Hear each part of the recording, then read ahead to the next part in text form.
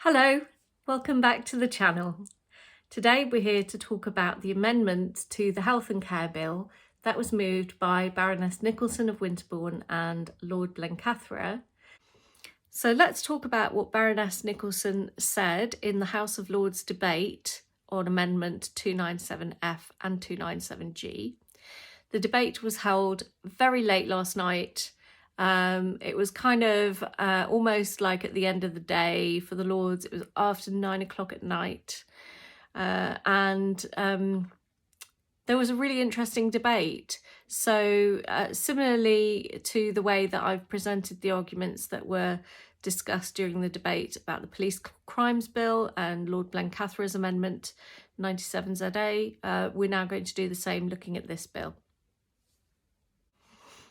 So let's listen to Baroness Nicholson of Winterbourne make her speech when she moved the amendment in the House of Lords on the 9th of February 2022. After clause 148, Amendment 297F, Baroness Nicholson of Winterbourne. My Lords, the noble Lord, the Lord Blencathra, and I have grave concerns on the present single-sex ward provision, which our two amendments seek to obviate. I had the opportunity already to discuss this with the Minister himself, the noble Lord Kamal, and I'm grateful for the opportunity that you gave me also to meet with your officials. Nonetheless, these two amendments address the very sensitive issue of hospital bed space allocation and hospital service provision for women. Traditionally, female patients in the NHS and in private hospitals have been allocated beds in single-sex wards accommodating only women patients. Transgenderism, and I speak as a woman, has undermined that provision with the 2019 NHS guidance authorising self-selection of patient gender on arrival in hospitals, something neither enshrined in law nor backed by public demand, and overriding the exemption for hospital services on the 2010 Equalities Act. Yet Parliament and our ministers have consistently declared that women both need and should have privacy, dignity and safety in their most vulnerable of situations, such as when sick or pregnant. And as consistently, ministers on all sides of both houses have declared that this will be or already is the case. In 1999, for example, when serving in the other place, the then Health Minister, the noble Lord Hutton of Furness, responded to powerfully expressed concerns from the member of North East Forest East about female privacy by guaranteeing single-sex wards and enshrining that promise in the Patients' Charter.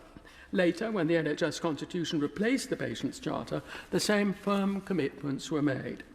And today's nurses, whose code of practice ensures that all patients have their privacy respected and dignity and safety assured, should have a simpler task in ensuring that these truly fundamental responsibilities to all patients are fulfilled, since the old Nightingale wards, in which sex segregation was much needed, really do not exist in the present NHS hospitals, where there is a mixture of single rooms or 4 to 6 bedded bays.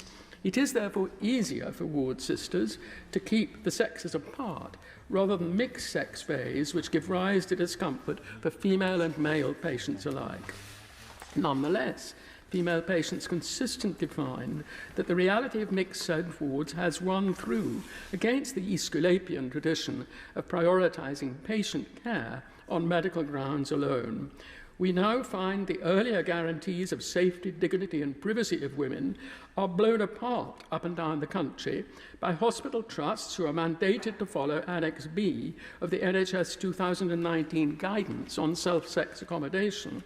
I find too many errors and wrong quotations of the Equalities Act to feel comfortable with this guidance in its Annexe B. While the guidance demands same-sex wards for 11 pages, saying providers of NHS-funded care are expected to have a zero-tolerance approach to mixed-sex accommodation, it then contradicts itself on page 12 with trans people should be accommodated according to their presentation, the way they dress and the name and pronouns they currently use. These two requirements are not only incompatible, they are irreconcilable, nor do they follow the 2010 Equalities Act. A staff nurse told me that her NHS trust policy makes it impossible for her to do her job. She is obliged to to advocate for the vulnerable, but trans rights supersede all other rights and concerns, and if she speaks out, she is challenged. A cervical smear of a 14-year-old where the mother requested female nurse could not be done. The child left because, in fact, it was very clearly a natal male who came forward to offer the service. Nurses tell me they feel very inhibited in doing their jobs and are afraid to speak out for fear of being called bigots or disciplined through loss of jobs, and I've met several nurses who've lost their jobs because of this.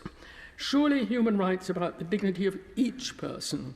They are not the privilege of the few to the detriment of the many. A doctor says he no longer feels able to make comments about sex and gender. He recently delivered a baby. He said it was a girl, and he was accused of transphobia. In fact, hospital services are excluded from the Act, and in any event, mixed-sex bathing and toileting facilities are precluded both by the Nursing Code and by the NHS Constitution Handbook, as are mixed-sex wards except under exceptional medical need and at the patient's request. However, that same premise is discarded. If a male patient self-declares as a woman, he then has access to all the female toileting facilities, for example. I turn to patient safety. On respiratory care ward recently, a male patient got into the bed of a female patient. The woman was so distressed, she refused to wear the necessary breathing apparatus in case it stopped her being able to escape a similar situation. And on a mixed-sex ward, a male nurse, now serving a prison sentence for the offence, raped violently a female patient. It is axiomatic that in any hospital setting, patients are at their most vulnerable, and that NHS medical professionals take great care to avoid any extraneous stress. It is therefore puzzling as to why the NHS had chosen to prioritise mixed-sex wards or bays, assigning bays in female spaces, as a matter of right for patients who are in the general transition process when the physical and the psychological diverge, or who may have completed transition but nonetheless can never recover their prepubertal underdeveloped strengths. It is surely obvious that prostate cancer patients remain male and that loss of breasts in women cancer patients does not remove their womanhood. Of course, there are voices which claim that sex is assigned at birth. In fact, it's noted and recorded, and that sex can be changed through a mix of operations and continuous hormonal drugs. I do not hear the NHS making that claim. And since in our society we follow the science, here in our house the noble Lord Winston has made that very clear indeed, we must conclude that so far the NHS cannot change a patient's sex.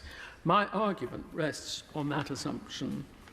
In common with traditional practices which affect all faiths, ethnic backgrounds and historic behaviour patterns, our amendments request a restoration of earlier female patient safety, privacy and dignity, the core purpose of single-sex wards or bays.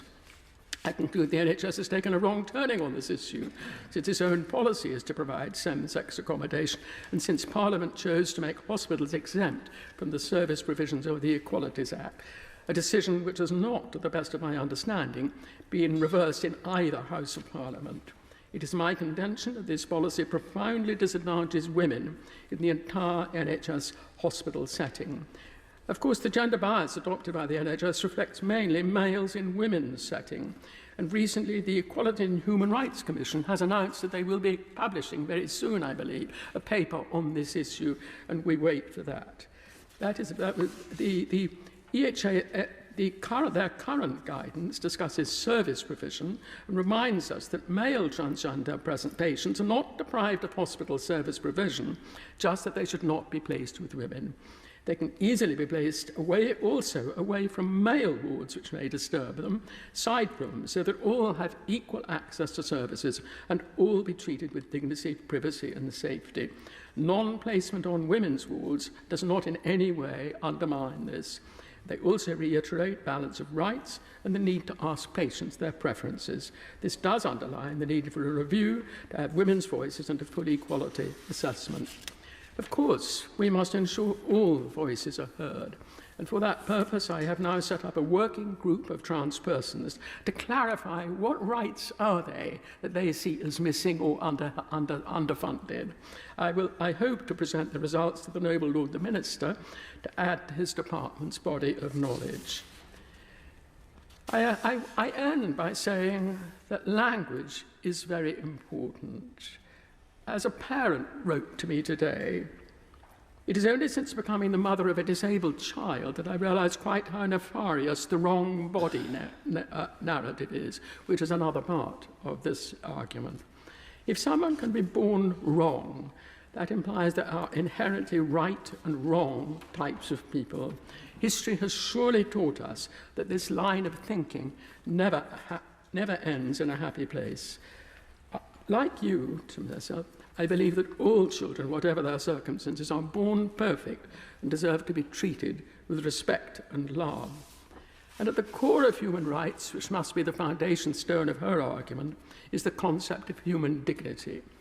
Bodily integrity is closely related to dignity and autonomy, and has been described by Hale L.J. in her judgment as the most important of civil rights, and as the first and most important of the interests protected by the law of tort. Bodily integrity is protected by Articles 3, freedom from torture and inhuman or degrading treatment, and by Article 8, respect for private life of the European Human Rights Convention. Other groups, women, persons with disability, enjoy special protection. Language matters, it leads to human action, and whether that be good or bad for us comes from the language in which our views are expressed. Humiliation, separation, degradation of others, all stem from the language used to describe a group or an individual. Cis woman is as unacceptable as wrong body. Both are degrading of the individual. The National Health Service is magnificent. I speak as its former global special envoy, but not necessarily can it always be perfect. I urge the noble Lord the Minister to set up a review of language and actions used to sustain the safety, dignity and privacy of all patients, especially in this context, women. I beg to move. The first thing I noticed is that she references a meeting with Lord Kamal to discuss these issues ahead of the actual debate in the chamber, and I'm sure this represents a fraction of the amount of behind the scenes work that she is doing on our behalf in that place. So I think, you know, that really needs recognition and many, many letters of thanks. You know what I'm going to ask you to do. So she refers to this Annexe B in the 2019 NHS guidance, and I'm going to make a little brief video today just exploring that in a little bit more depth so that you've got that to refer back to.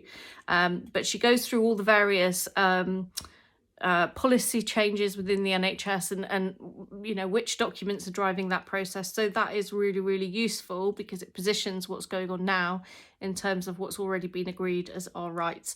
The main one, of course, is the fact that we've got these single-sex exemptions written into the Equality Act, specifically using hospital wards as an example. Bananas.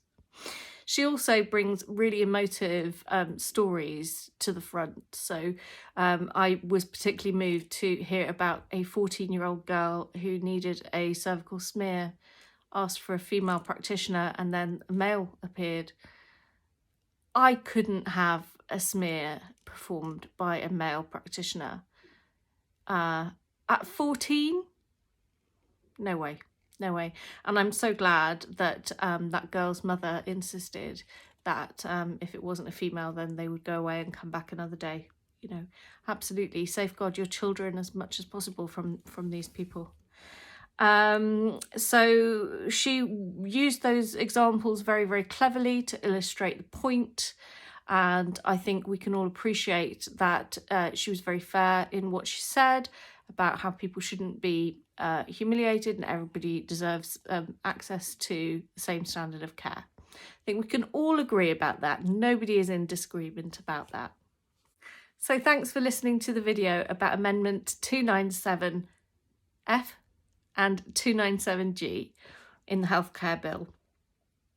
Baroness Nicholson of Winterbourne really was absolutely rock solid fighting for women there.